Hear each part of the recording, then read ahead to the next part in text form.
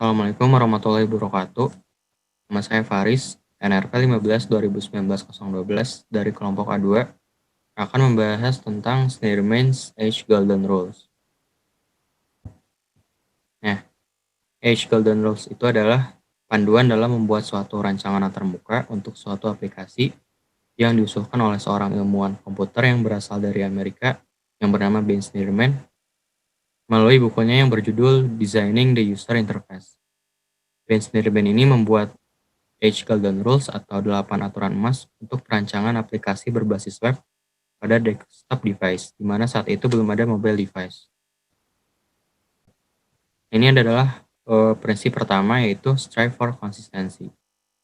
Konsistensi dibutuhkan antar halaman dalam satu aplikasi. Gunanya adalah supaya user tetap dapat mengenali halaman yang sedang dilihat itu masih dalam satu lingkup atau masih memiliki hubungan dengan aplikasi yang digunakan. Dengan demikian, akan membuat user nyaman dalam mengeksplorasi aplikasi. Example of strive for consistency. Nah, ini adalah contoh dari prinsip pertama, yaitu strive for consistency. Contohnya ini adalah halaman awal homepage Tokopedia. Jadi ini adalah tampilan awalnya. Kemudian di halaman yang berikutnya adalah tampilan halaman register Tokopedia.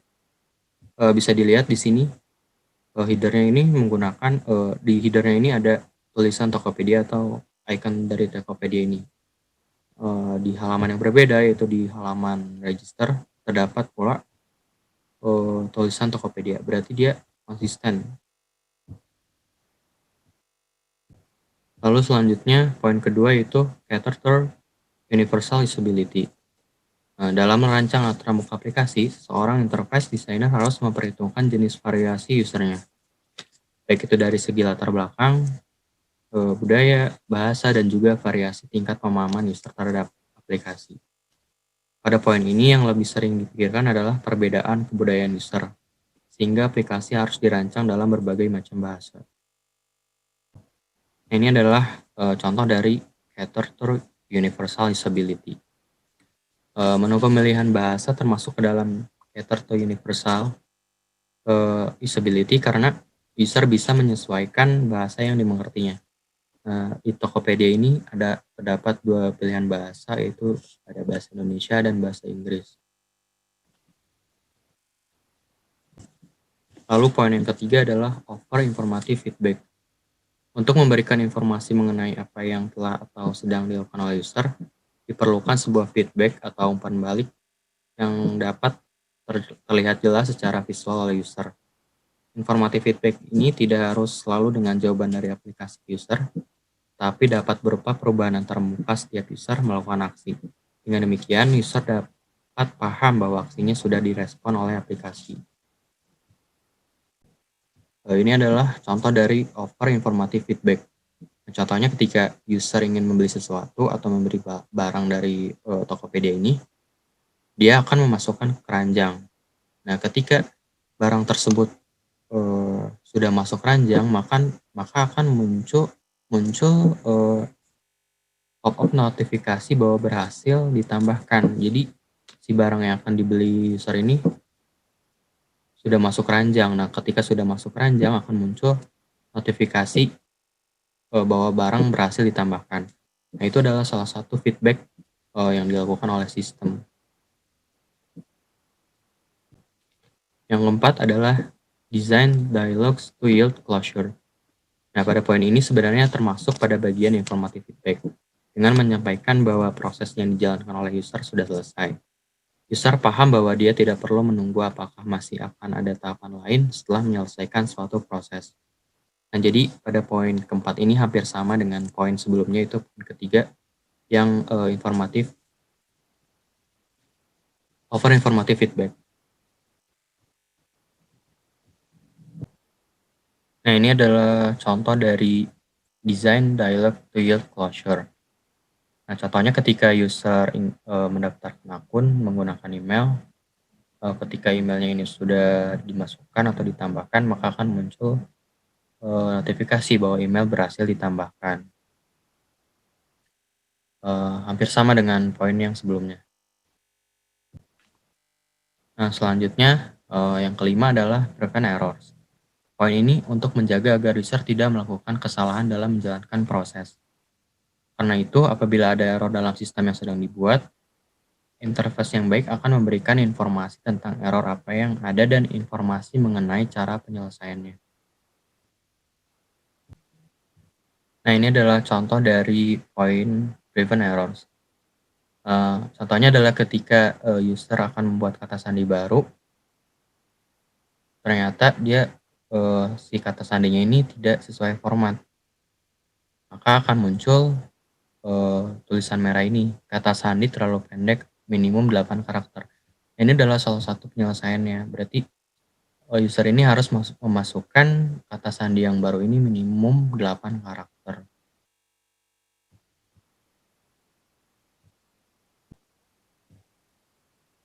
Lalu poin keenam adalah permit easy reversal of action. Dalam aplikasi, user bisa saja melakukan kesalahan, dan perbaikan kesalahan tersebut harusnya mudah diakses dan dilakukan oleh user. Contoh paling nyata dari poin ini adalah pada aplikasi online shop. User dapat mencoba melakukan pembelian, tetapi pada saat selesai memilih barang, user dapat melakukan pembatalan barang yang ingin dibeli. Nah, ini adalah contohnya.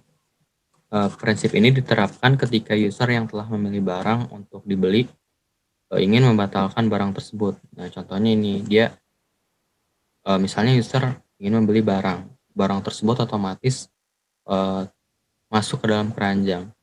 Nah, ketika dia ingin check out atau melakukan pembayaran, dia berubah pikiran misalnya, dia ingin membatalkan. Nah, maka sediakan menu hapus di atas ini supaya pesanan tersebut bisa dibatalkan. Poin ketujuh adalah support internal lotus self-control. Dalam interface yang baik, user harusnya memiliki kepercayaan tinggi bahwa aplikasi yang ia gunakan dapat dikontrol sepenuhnya oleh user tersebut. Poin ini terutama sangat disukai oleh user yang sudah terbiasa menggunakan aplikasi, karena biasanya user ingin memiliki tampilan yang bisa diatur oleh user sendiri sesuai preferensi dari user. Nah, ini adalah contohnya, misalkan di halaman Tokopedia ini user ingin berbelanja. Nah, dia bisa filternya ini sesuai kategori yang dia inginkan gitu. Terus bisa juga mengurutnya itu dari harga tertinggi, harga terendah, terbaru. Jadi di sini user bisa mengontrol sesuai dengan preferensi dari user tersebut. Contoh lainnya ini, Tokopedia ini sudah terdiri dari 2 versi ya. Jadi ada yang di web, ada juga yang versi mobile-nya gitu buat di smartphone. Jadi user dapat memilih dia mau menggunakan aplikasi ini itu di web atau di smartphone. Kalau di smartphone ini berarti user harus mendownloadnya di Google Play atau di Apple App Store. Nah, dengan demikian user UX atau user experience dari user ini bertambah. Poin ke-8 adalah poin yang terakhir, yaitu reduce short-term memory load. Dalam interface yang baik, informasi visual sangatlah penting, karena user dapat dengan nyaman menggunakan aplikasi tanpa harus mengingat flow yang perlu ia lakukan dengan cara menghafal bagian-bagian layar. Pada poin ini biasanya difokuskan pada desain tata letak menu, tombol, dan icon-icon. Nah, contohnya pada Tokopedia ini adalah di header bagian atas ini ada icon keranjang, ada icon bell, ada icon pesan, ada icon user. Icon-icon ini tentunya sangat memudahkan user untuk mengenal sistem tanpa harus mempelajari secara berulang-ulang.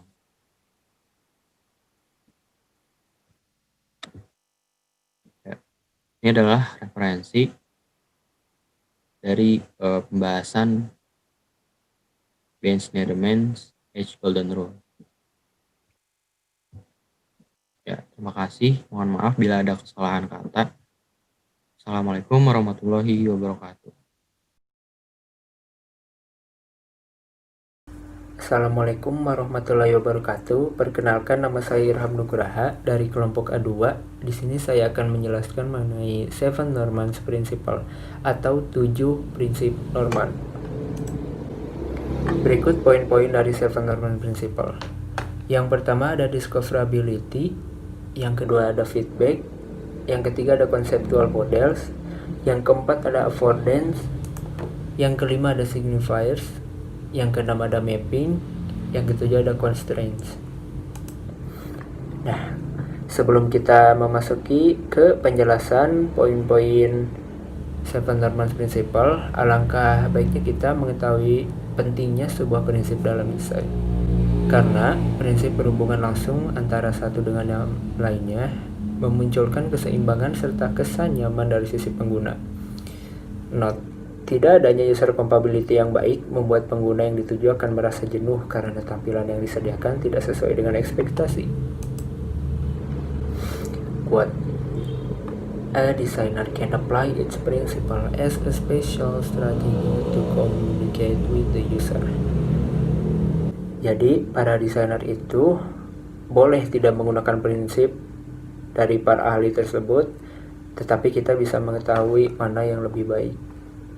Baik, poin pertama yaitu discoverability. Setiap kali kita terlibat dengan hal sehari-hari seperti situs web, aplikasi, bahkan hal yang kecil sekalipun seperti remote TV, kita akan mencari tahu di mana dan bagaimana melakukan berbagai fungsi.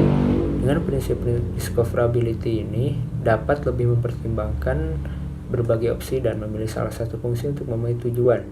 Pada dasarnya, para desainer harus memahami cara kerja dari sesuatu.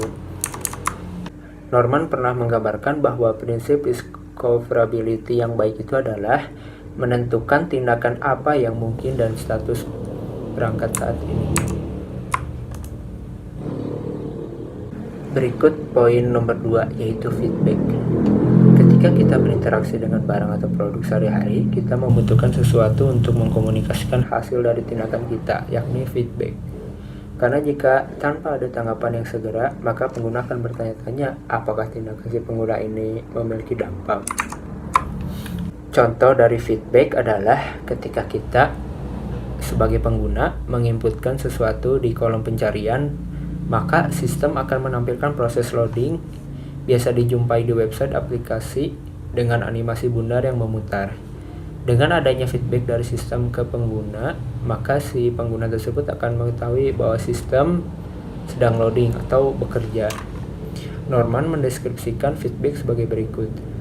Beberapa cara untuk memberitahu Anda bahwa sistem sedang mengerjakan permintaan Anda. Nah, ini merupakan gambar feedback dari pengguna ke suatu sistem.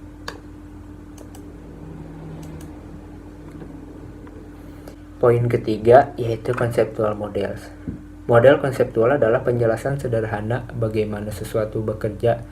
Misalnya, salah satu situs web atau aplikasi mendemonstrasikan cara menggunakan produk atau layanan. Ketika sebuah model konseptual tidak jelas, maka akan bertentangan dengan model mental kita atau ekspektasi kita tentang bagaimana sesuatu seharusnya bekerja.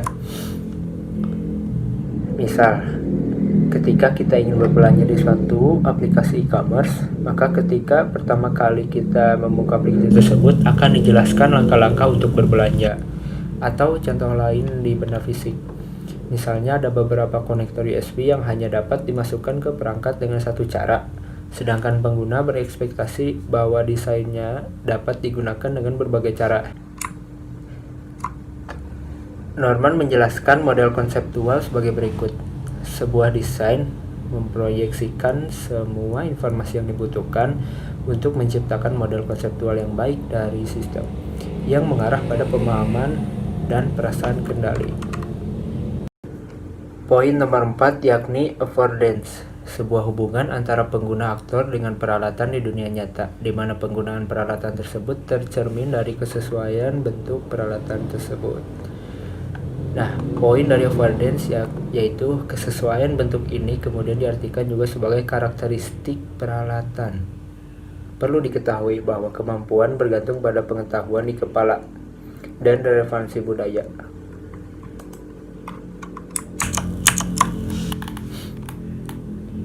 Norman menyatakan bahwa overdance adalah istilah kemampuan yang mengacu pada hubungan antara objek fisik dan seseorang.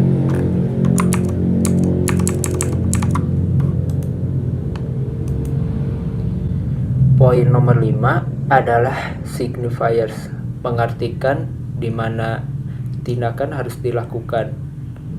Meskipun signifiers memberikan kejelasan tentang sesuatu untuk melakukan satu tindakan, signifiers atau artinya penanda juga mengandalkan pemahaman budaya.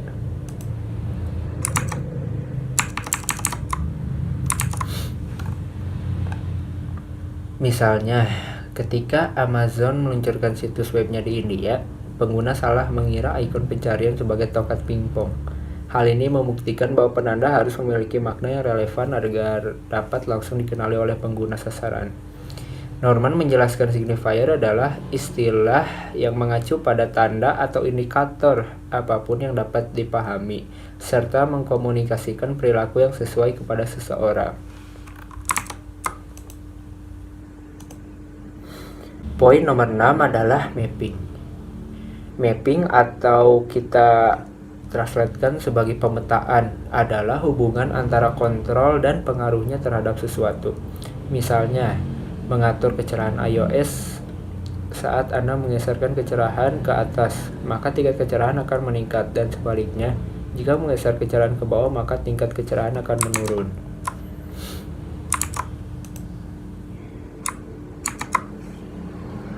Norman menjelaskan mapping bahwa ketika pemetaan menggunakan korespondensi spasial antara tata letak kontrol dan perangkat yang dikontrol, mudah untuk menentukan cara menggunakannya.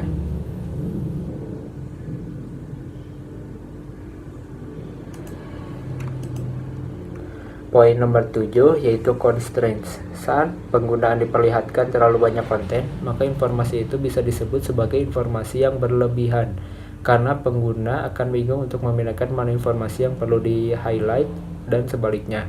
Constraint sendiri artinya kendala. Salah satu contoh kendala yang biasa dijumpai yaitu shape yang over atau bentuk-bentuk. Atau yang kedua ada tata letak yang rumit dan deskripsi yang tidak sesuai, ataupun font yang terlalu kecil atau yang terlalu besar. Karena ketidakseimbangan dari desain dapat meningkatkan gangguan dan beban kognitif memori kerja. Berikut salah satu gambar mengenai tata letak yang ideal.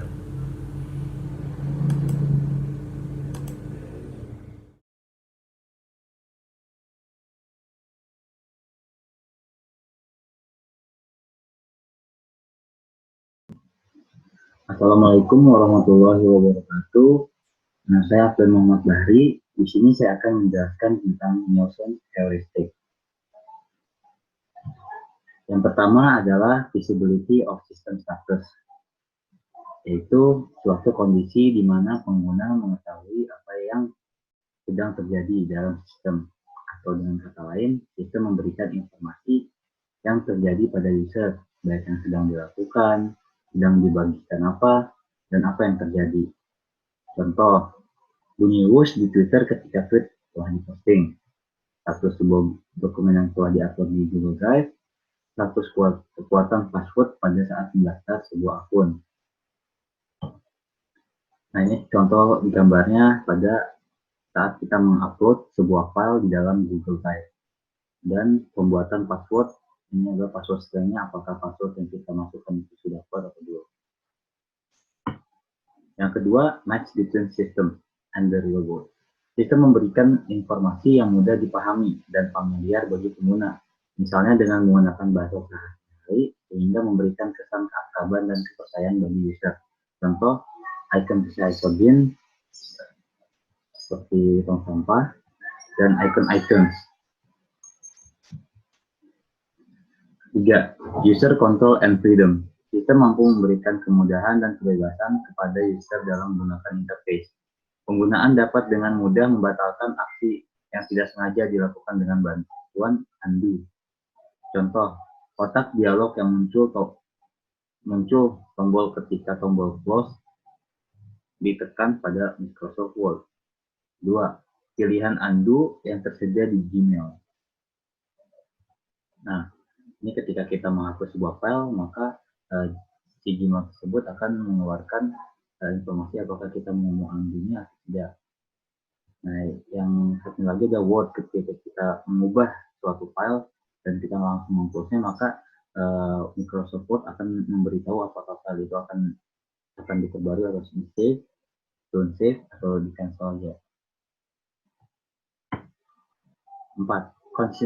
Consistency and standard.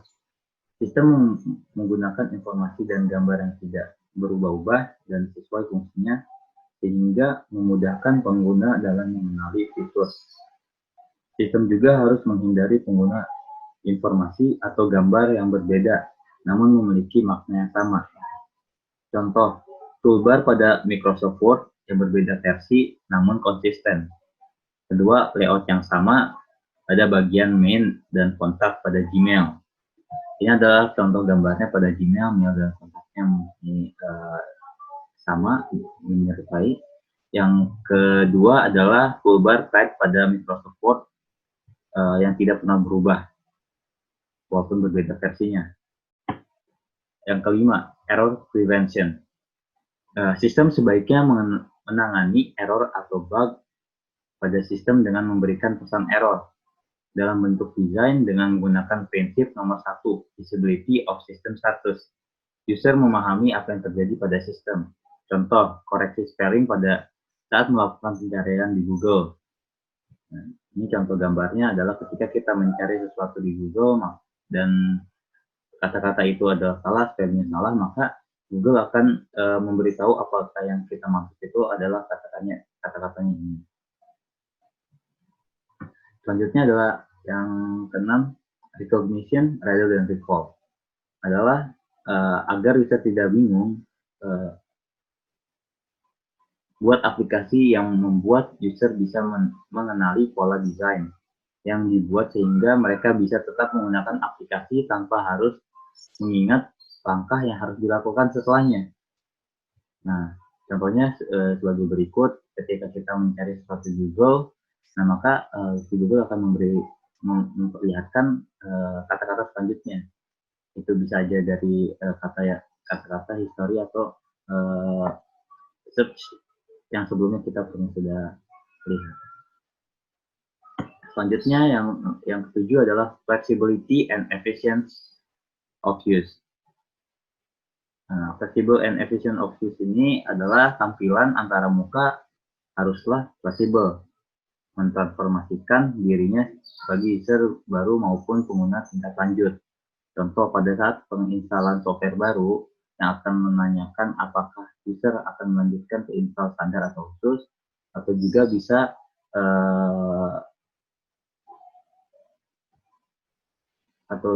bisa accept the license, kayak ada license-nya, maka kita harus mengaccept license-nya, lalu klik next. Nah, ini adalah contohnya yang tadi saya sudah beritahu. Contoh gambarnya adalah ini adalah license-nya, maka kita harus mengaccept license-nya, lalu next dan akan menginstall. No, yang ke-8 adalah aesthetic and minimalist design. Nah, menampilkan desain layout yang nyaman dipandang dengan menggunakan kontras warna yang baik, posisi dan serasi, informasi yang ditampilkan pada halaman relevan dan dengan tata letak yang sesuai, tidak mengikuti sertakan elemen yang tidak diperlukan. Nah, contohnya sebagai berikut pada tampilan Google Search Engine. Maka di sini kita bisa lihat bahwa Google menampilkan sesuatu yang semuanya itu berguna dan juga estetik dan minimalis design, sehingga membuat user pengguna itu mudah untuk menggunakannya dan nyaman untuk dilihat. Yang ke-9 adalah help user recognize, diagnose, and recover from error. Sistem atau aplikasi memberikan pesan error dalam bahasa yang sederhana dan memberikan solusi untuk penyelesaian masalah. Contoh, pesan error 404 page not found. Nah, ini contoh gambarnya. there is no internet connection. Masalah di sini adalah ketika kita mencari sesuatu di Google atau Chrome, ada website. Nah, ketika ada informasi seperti ini, maka koneksi kita tidak terhubung, perangkat kita tidak terhubung pada internet. Maka website tersebut akan memberitahu bahwa there is no internet connection. Ke-10, help and documentation. Harapan user menggunakan sistem atau aplikasi tentunya dapat menyelesaikan masalah dan pekerjaannya. Untuk membantu mereka dalam menyelesaikan masalah atau pekerjaannya, kita perlu diberikan fitur bantuan dan dokumentasi dari kemungkinan kesalahan dalam penggunaan. Nah, ini contohnya ketika kita menggunakan suatu aplikasi, maka aplikasi tersebut menyediakan suatu bantuan yang disebut get help atau help. Maka aplikasi tersebut akan membantu fungsi-fungsi dalam aplikasi tersebut, seperti buku manualnya. Nah, mungkin sekian dari presentasi dan penjelasan tentang Nelson heuristic atau 10 usability heuristic. Terima kasih.